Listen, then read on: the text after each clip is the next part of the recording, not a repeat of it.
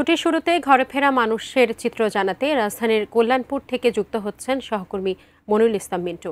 মিন্টু, কি অবস্থা দেখতে পাচ্ছেন রাজধানীর কল্যাণপুরে? সেখানে বাস টার্মিনালগুলোতে ভিড় কেমন আছে?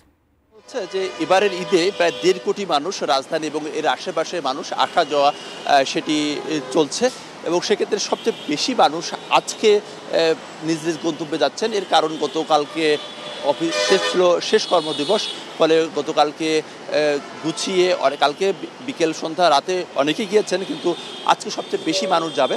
কিন্তু যাওয়ার যে পথ, অর্থাৎ কল্যাণপুর থেকে শুরু করে গাবতলী, কিংবা আমরা যদি আরেকটু দেখাই সেক্ষেত্রে একেবারে সরোয়ার্দী হাসপাতালের সামনে থেকে, অর্থাৎ শ্যামলী থেকে শুরু করে কল্যাণপুর হয়ে গাবতলী পর্যন্ত একটি বড় যানজট রয়েছে। এই যানজটটি গত প্রায় ১-১.৫ মাস ধরেই এই যানজটটি।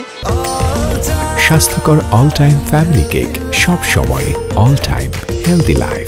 এটির একটি কারণ, সেটি হচ্ছে যে রাস্তা খোঁড়াখুড়ি চলছে এবং এই কল্যাণপুর কেন্দ্রিক যে বাস কাউন্টার রয়েছে কয়েকটি নামিদামি কাউন্টার, সেই কাউন্টারের গাড়িগুলো থামিয়ে রাখা এবং সেই সঙ্গে একসঙ্গে যানবাহনের যে চাপ, সেই চাপের ফলে এই যে যানজট সেটি আরও একটু বেড়ে গেছে। ফলে যারা গাবতলীতে নির্দিষ্ট সময়ে কাউন্টারে পৌঁছাতে চান তাদেরকে কিন্তু এই সড়কে আসতে হলে বাড়তি সময় নিয়ে আসতে হবে, কারণ শ্যামলী থেকে গাবতলী পর্যন্ত যেতে কিন্তু বেশ সময় লেগে যাচ্ছে এই যানজটের কারণে।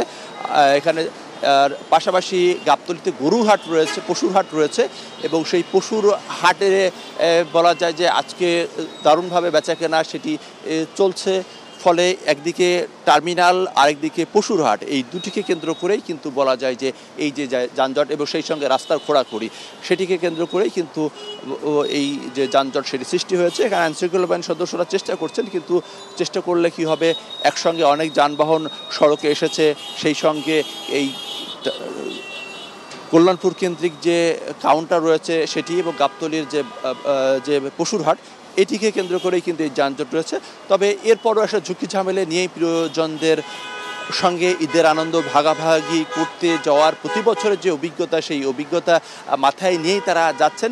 এর মধ্যে যতটা স্বস্তি নিয়ে যাওয়া যায়। তবে আমরা এখন পর্যন্ত সড়ক মহাসড়কের যে খোঁজখবর যতটুকু জানি, যে তীব্র যে যানজট সেটি সৃষ্টি হয়েছে এটি বলা যাবে না। তবে আজকে সবচেয়ে বেশি মানুষ ঢাকা ছাড়ছেন, এটি আসলে কোনো পরিসংখ্যান ছাড়াই বলা যায়, কারণ কালকের দিনের পরেই পবিত্র ঈদুল আজহা এবং পবিত্র ঈদুল আজহায় প্রিয় মানুষের সঙ্গে ঈদের আনন্দ ভাগাভাগি করতে নারীর টানে মানুষ ছুটে চলেছেন।